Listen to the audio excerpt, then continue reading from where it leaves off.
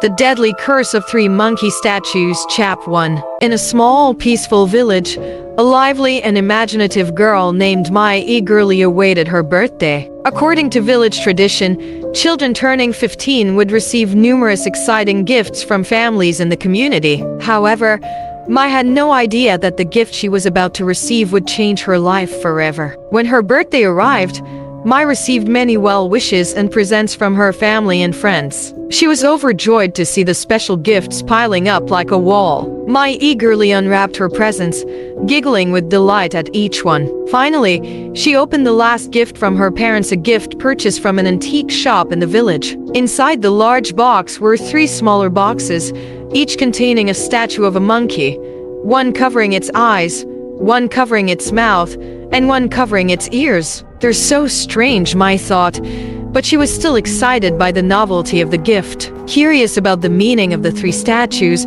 she asked her parents, who simply smiled and said they were unique and meaningful gifts. Unsatisfied with the answer, Mai nevertheless loved the monkey statues and decided to place them on the table in her bedroom. From that moment, strange occurrences began to happen. On the first night, Mai woke up suddenly. The dim streetlight outside her window cast a faint glow, reminding her she was still in her bedroom. She looked around and saw the 3 monkey statues still on the table. But then she noticed something was wrong. Mai wanted to sit up and turn on her bedside lamp, but found herself unable to move. She tried to scream, but no sound came out. The silence around her was terrifying. She tried to call for her mother, but no one answered because she couldn't make a sound. When Mai looked back at the monkey statues, she noticed their positions had changed. The statue covering its eyes was now looking directly at her.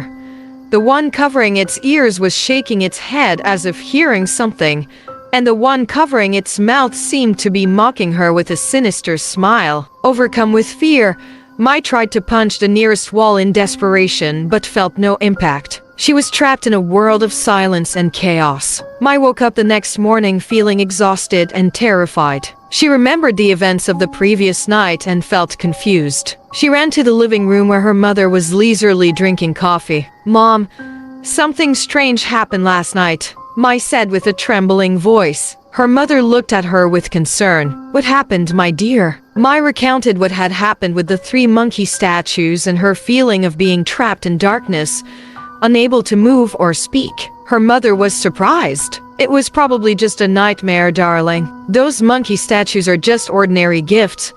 But Mai didn't believe that. She felt an ominous presence had entered her life through those strange statues. On the second night, with the previous night's bad experience in mind, Mai felt a deep unease. She lay in bed, the small window letting in a gentle light into the corner of the room. Outside, the rain pattered softly on the roof, creating a soothing sound in the quiet night. Suddenly, the faint light flickered out, and Mai heard slow, scraping footsteps on the floor, like someone dragging their nails. These footsteps didn't belong to anyone in her family. They were eerie, heavy, and haunting, like a forewarning of something horrific and dark. Sitting up straight, Mai listened intently. The footsteps seemed to come from the hallway outside her bedroom. She raised her head, feeling the fear escalating. Why were there footsteps when everyone was asleep? She groped in the darkness for the light switch, flicking it several times, but the light didn't come on. Growing more frightened, she crawled under the blanket, closed her eyes, and prayed. Exhausted and scared, she eventually fell asleep. The next morning, Mai again shared the strange events of the night with her mother. However, her mother still believed Mai was overthinking and exaggerating things. To prove her point, she decided to sleep with Mai that night. The third night was a stormy one, with wind and rain whipping around. As the 2 of them drifted into sleep in Mai's room, Mai suddenly woke up. She looked at her mother, who was still asleep, oblivious to the strange atmosphere in the room. Unlike the previous nights, this time, the room was eerily quiet. There was no sound of wind or rain, no footsteps, and no murmurs from outside. Only silence remained, a scary, mysterious silence that enveloped everything. Mai tried to move, but her body felt paralyzed, like a shadow unable to move or speak.